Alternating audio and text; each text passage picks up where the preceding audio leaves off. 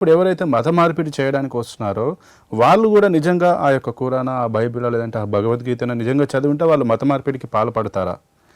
రెండోది, ఒకవేళ ఈ మత మార్పిడులు చేసేదానికి వెనుక ఎవరు, ఏ కుట్ర కోణం దాగుందని మీరు భావిస్తున్నారు? మత మార్పిడి చేయడానికి వెనుక ఎవరుండి ఆ పనులు చేపిస్తున్నారు అనేది మనం ఖచ్చితంగా అయితే చెప్పలేము. కాకపోతే ఎవరిపై అయితే కోపం ఉంటుందో వాళ్ళ పేర్లు వారు చెప్తారు. ఇప్పుడు ఉదాహరణకు మనం చెప్పాలంటే తాలిబాన్ల పని ఇది, ఫారెన్ కంట్రీస్ పని ఏది, అరబ్బులు ఇలా చేపిస్తున్నారు, పాకిస్తాన్ వాళ్ళు టెర్రరిస్టులు అలా చేపిస్తున్నారు. మనకు ఎవరిపైన అయితే కోపం ఉంటుందో వాళ్ళ పేర్లు మాత్రమే మనం బయటకు తీసుకొస్తాము. వాస్తవంగా అలా ఉండదు.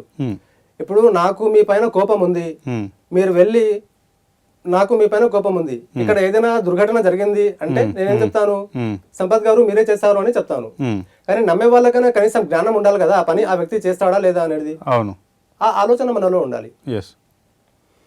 అలాగే ఖురాన్ చేతిలో పట్టుకునే చాలా మంది ముస్లింలు మత మార్పిడి చేస్తున్నారు. అంటే వాళ్లకు ఆ ఖురాన్ లో ఉన్న జ్ఞానం లేదా అనేది మీ ప్రశ్న. అయితే ఖురాన్ లో ఉన్న ఈ ధర్మసత్యము, జ్ఞానము ఏదైతే ఉందో కేవలం చదువుకుంటూ పోతే అర్థం కాదు, దానికి మనం అబ్జర్వ్ చేయాలి. అర్థం చేసుకుంటూ దానికి చదివితే మనము అప్పుడు అర్థం అవుతుంది. కానీ కేవలం నేను ఖురాన్ చేతిలో పట్టుకొని మీరు దొంగతనం చేయాలి సార్, దొంగతనం చేస్తే మీకు పుణ్యం లభిస్తుంది అని ఇదే భగవద్గీత పట్టుకొని నేను చెప్తున్నాను మీకు, మీరు నమ్మేది ఇదే భగవద్గీతను, ఇదే భగవద్గీత చేతిలో పట్టుకొని నేను చెప్తే నమ్ముతారా? నమ్మాల్సి వస్తుంది కదా. సరే నేను చేస్తాను, ఇదే భగవద్గీతలో ఉందని మీరు నోటి ద్వారా చెప్తున్నారు కదా, దాంట్లో ఉన్నట్టు చూపించండి అని మీరు అడగాలి. దీంట్లో రాసి ఉండాలి కదా, దొంగతనం చేస్తే పుణ్యం ఉంటుంది అని రాసి ఉండాలి. చూపించండి, నిరూపించండి అని మనం సవాలు విసిరాలి. అంటే అహ్మద్ గారు, మీరు అంటున్నారు ఒకరు ఎవరైతే మత మార్పిడి చేయడానికి వచ్చారో ఆయన ఇందులో ఉందని చెప్తున్నారు, మీరు అడగాలని చెప్తున్నారు. కానీ బేసిక్గా ఈ మత మార్పిడులు అనేటివి జరిగేవి కూడా ఒక వ్యక్తి ఆర్థికంగా కానీ మానసికంగా కుటుంబపరంగా అన్ని రకాలుగా అతలకుతలం అయిపోయినప్పుడు అతనికి ఏం చేయాలో తెలియని ఒక సందిగ్ధ పరిస్థితిలో ఉన్నప్పుడు వీళ్ళు వచ్చి మీరు ఇది చేయండి మీకు అనుకూలంగా జరుగుతుందన్న ఒక సెంటిమెంటల్ మీద కొట్టి వాళ్ళ యొక్క మానసికంగా దెబ్బ తిన్న పరిస్థితుల్లో చేసేటువంటి పరిస్థితులు, అలాంటి పరిస్థితుల్లో ఎట్లా బయటపడాలి? ఎందుకంటే కొన్నిసార్లు చాలామంది కూడా పోయి మళ్ళీ బయటకు వచ్చిన వాళ్ళు కూడా చాలామంది ఉన్నారు. అవి నిజమేంది అబద్ధమేంది తెలుసుకుని కొంతమంది వచ్చారు. అవి రేర్ సంఘటనలు. కానీ ఒక మనిషి బలహీనంగా ఉన్నప్పుడే ఈ రకమైనటువంటి జరుగుతుంటాయి. అప్పుడు అతను ఎలా చెప్పగలుగుతారు, ఎలా ఎదుర్కోవాలి వాటిని? ఇక్కడ జరుగుతుంది వాస్తవంగా ఏంటిది అంటే, చాలా మంది ఎవరైతే ఆర్థికంగా బలహీనులో, ఆరోగ్యపరంగా బలహీనులో వాళ్ళకు టార్గెట్ చేస్తారు. ఆరోగ్యపరంగా బలహీనులు ఎవరైతే ఉంటారో, ఆరోగ్యపరంగా ఆర్థికంగా ఎవరైతే బలహీనులు ఉంటారో ఎక్కువ శాతం క్రిస్టియన్ మిషనరీ క్రైస్తవులు వాళ్ళ దగ్గరికి వెళ్తారు. మీరు ఎన్ని రోజుల సంధి ఇబ్బందులకు గురి ఉన్నారు, మీకు ఈ జబ్బు తగ్గడం లేదు, నయం అవ్వడం లేదు, మీరు యేసయ్యను నమ్ముకోండి, మీకు ఈ జబ్బులు అనేవి పూర్తిగా తొలగిపోతాయి, మీకు మోక్షం లభిస్తుంది, అలాగే మీ ఆర్థిక పరిస్థితి కూడా బాగవుతుంది అని వాళ్ళు చెప్తారు. మీరు ఈ రోజు నమ్ముకున్నారు అంటే రేపటి నుంచే మీకు బాగవడం స్టార్ట్ అవుతుంది అని వాళ్ళు నమ్మకం ఇస్తారు, వాళ్ళకు వాగ్దానం చేస్తారు. చెప్పిన తర్వాత సరే అని ఈ వ్యక్తి ఒప్పుకున్నారు అనుకోండి, ఒప్పుకున్నప్పుడు వాళ్ళు ఏం చేస్తారు, ఆర్థికంగా వాళ్లకు సహాయం చేస్తారు. 2 లక్షలు 5 లక్షలు అలా ఇచ్చేసి, దాని తర్వాత వాళ్ళ స్పెషాలిటీ హాస్పిటల్స్ ఉంటాయి కదా, మల్టీ స్పెషాలిటీ హాస్పిటల్స్, అక్కడికి తీసుకెళ్లి ట్రీట్మెంట్ చేపిస్తారు. ఆ ట్రీట్మెంట్ వాళ్ళు తీసుకెళ్లి ఆ హాస్పిటల్లోనే కాదు, ఏ వ్యక్తి తీసుకెళ్లి హాస్పిటల్లో చేసినా కానీ నయం అయ్యేదే. అంతే. అలాగే ఆర్థిక ఇబ్బంది దూరం అయ్యేది ఈ వ్యక్తి, క్రైస్తవ మిత్రులు పైసలు ఇస్తేనే ఆ ఆర్థిక ఇబ్బందులు దూరం అయ్యాయి కదా, మీరిచ్చిన ఆ ఆర్థిక ఇబ్బంది దూరం అయ్యేదే. అంతే. వాస్తవమే కదా.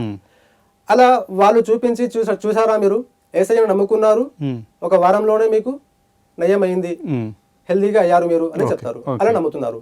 ఇంకో విషయం దీంట్లో ఉంది, అదేమిటి అంటే చాలా మంది హిందూ కమ్యూనిటీల్లో కూడా పెద్ద వర్గం వాళ్ళు ఎవరైతే ఉన్నారో వారు ఆ కింద వర్గం వాళ్ళకు చూస్తే ఎలా చూస్తారు, ఒక కుక్కను జంతువును చూసినట్టు చూస్తారు.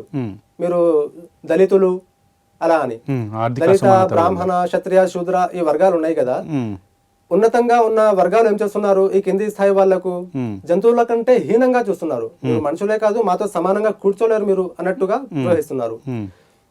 అయితే అలా చేసినప్పుడు ఆ వ్యక్తి ఏమనుకుంటాడు, అరే నాకు కూడా సమానమైన హక్కులు, నాకు కూడా సమానమైన గౌరవం ఎక్కడైతే దక్కుతుందో ఆ ప్లేస్ నేను డిసైడ్ చేసుకోవాలి, వెతకాలి అని ఆ యొక్క కోణంలో వెళ్తూ ఉంటాడు. అలాంటప్పుడు క్రైస్తవులు వచ్చి లేదా ముస్లింలు వచ్చేసి మా దగ్గర మీకు సమానత్వం ఉంది, ఏ రాజు అయినా బీదవాడైనా ఒకే సమానంగా నిలబడతాం, మేము ఒకే సమానంగా కూర్చొని అన్నం తింటాము. రీసెంట్ గా మనము రంజాన్ మాసంలో చూస్తుంటాము, ఆ అరబ్ దేశం యొక్క రాజు అలాగే ఆయన చేయి కింద పనిచేసే డ్రైవర్ ఒకే లైన్ లో కూర్చొని రోజా ఇఫ్తార్ చేస్తుంటారు, లేదంటే నమాజ్ చదువుతూ ఉంటారు. అలాంటి సంఘటనలు చూపించి వాళ్ళు ఏం చెప్తారు, ఇక్కడ చూడండి మా దగ్గర ఉచ్చనిచ్చే భావాలు లేవు, మేమందరం కూడా సమానంగానే ఉంటాము. రాజు అయినా మంత్రి అయినా లేక డ్రైవర్ అయినా పని చేసేటప్పుడు మాత్రమే, నమాజ్కి వెళ్ళినప్పుడు మేము అందరికి సమానంగానే ఉంటాము, తినేటప్పుడు అందరికి సమానంగానే అని వాళ్ళు చూపిస్తారు. ఈ విషయాలు చూసినప్పుడు ఆ వ్యక్తి ఏమనుకుంటాడు, అరే నాకు ఇక్కడ కొంచెం కూడా ఇజ్జత్ లేదు కదా, అక్కడ వెళ్ళినా నయం అని ఇతనికి వచ్చేస్తాడు. అయితే మనం ఏం చేయాలి అంటే మన భగవద్గీతలోనే దానికి కూడా సొల్యూషన్ అనేది ఉంది. ఆ సొల్యూషన్ ఏమిటి అంటే మనకు భగవద్గీతలో 5వ అధ్యాయం 18వ శ్లోకం ఉంటుంది. మనము ఏది మాట్లాడినా రెఫరెన్స్ తో సహా ఉండాలి అని నేను సమయం ఎక్కువ అయినా గానీ భగవద్గీత తెరిచి చూపిస్తున్నాను. భగవద్గీత 5వ అధ్యాయం 18వ శ్లోకంలో విద్యా వినయ సంపన్నే బ్రాహ్మణే గవిహస్తిని శునిచైవ శోపాకేచ పండితాః సమదర్శిన అని భగవద్గీతలో 5వ అధ్యాయం 18వ శ్లోకంలో ఉంది. దీని అర్థం ఏమిటి ఒకసారి మనం అది విందాం. విద్య వినయము కలిగి ఉన్న బ్రాహ్మణుని యందును గోవునందును ఏనుగునందును కుక్కయందును కుక్క మాంసము వండుకొని తిను చండాలుని యందును సమదృష్టి గల వారే వారిని సమముగా జూచువారే జ్ఞానులు. జ్ఞానులు ఎవరు అంటే వీరందరికీ సమానంగా చూసిన వారు. ముందుగా ఇక్కడ బ్రాహ్మణుల పేరు తీసుకోవడం జరిగింది. ఒక బ్రాహ్మణునికి అలాగే గోవును ఏనుగును కుక్కను కుక్క మాంసము వండుకొని తినే చండాలుడు వాణ్ణి కూడా ఒకే సమానంగా చూసిన వాడే నిజమైన జ్ఞాని అని భగవద్గీతలో చెప్పడం జరిగింది. మరి ఈ సమానత్వ హక్కులు ఎవరు పాటిస్తున్నారు? హిందూ సమాజంలో పాటించడం లేదు, చాలా తక్కువ మంది, చాలా రేర్ పర్సెంటేజ్ మనం అనుకోవచ్చు. అలా జరుగుతుంది. దానివల్ల మత మార్పిడి లాంటివి విపరీతంగా పెరిగిపోతున్నాయి. మా అమ్మాయికి వాళ్ళ అబ్బాయికి ఇచ్చి పెళ్లి చేయలేము, ఎందుకంటే మాది తక్కువ కులం, వాళ్ళది ఎక్కువ కులం. దాన్ని బట్టి ఈ మత మార్పిడులు పెరిగిపోతున్నాయి.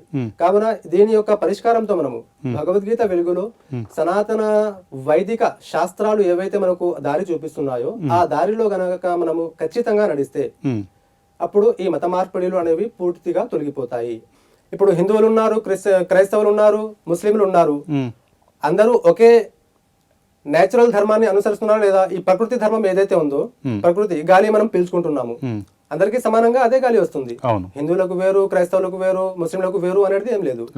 అలాగే ఏ వెలుతురు, ఏ సూర్యచంద్రుడు మనం ఏదైతే వెలుతురు తీసుకుంటున్నామో అందరం కూడా సమానంగానే తీసుకుంటున్నాము.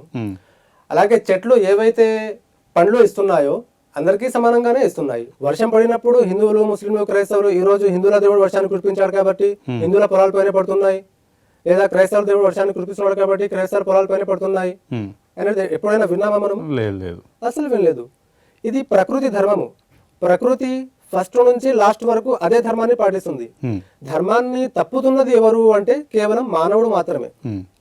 జంతువులు కూడా ధర్మాన్ని పాటిస్తున్నాయి ఫస్ట్ నుంచి ఇప్పటి వరకు. మానవుడు మాత్రమే ధర్మాన్ని విడిచిపెట్టేస్తున్నాడు. కనుక అందరు కూడా ఇచ్చింది ఒకే ధర్మము, ఆ సర్వ సృష్టికర్తన దేవుడు. ఆ ఒకే ధర్మాన్ని అందరం కూడా వేరువేరు భాషల్లో చదువుతున్నాము, వేరువేరు భాషల్లో అర్థం చేసుకుంటున్నాము. ఆచరణ పద్ధతులు కొంచెం మారి ఉన్నాయి, కానీ అందరూ కూడా ఆ ధర్మాన్ని పాటిస్తున్నారు. ఇది ఒక విషయం అర్థం చేసుకోవాలి. అయితే ఈ విషయం గనక మనకు అర్థమైంది అంటే అప్పుడు ఈ మత మార్పిడిలు అనేటివి ఆగిపోతాయి. ఎవరైతే మత మార్పిడి కోసం వస్తున్నారో వారికి ఎదురు జవాబు మనం చెప్పగలము. ఆ యొక్క సత్తా మన దగ్గర ఉంటది. మీ దగ్గరనే మోక్షం ఉంటే మా దగ్గర లేదా అని మనం ఇది చూపించవచ్చు. ధర్మం అందరికీ ఒక్కటే కాబట్టి ఏ ధర్మం ఏ మారినా గానీ ఉన్నదైతే ఒకే ధర్మము. ఇప్పుడు ఒకే వ్యక్తి ఉన్నాడండి, ఆ ఒకే వ్యక్తికి ఫర్ సపోజ్ ఒక వ్యక్తి దగ్గర ఈ ఫోన్ ఇచ్చాము మనము, మీకు నేను ఈ ఫోన్ ఇచ్చాను, ఈ ఫోన్ మీ దగ్గర ఉంది. ఈ ఫోన్ కాకుండా మీకు ఇంకా ఏదో ఇచ్చాను అంటే అది కొత్తది అవుతుంది. ఇదే ఫోన్ తీసేసి ఇలా మలిపేసి మళ్ళీ మీకు ఇదే ఇచ్చేస్తే అదే ఫోన్ కదా, మారింది ఏమిటి? డైరెక్షన్ మారింది, కానీ వస్తువు అయితే అదే ఉంది. ధర్మం పట్ల కూడా అదే తప్పు జరుగుతుంది. అందరి దగ్గర ఒకే ధర్మ సత్యము ఉంది, ఆ ధర్మ సత్యాన్ని వేరువేరు భాషల రూపకంగా మార్చి ఇస్తున్నారు అంతే.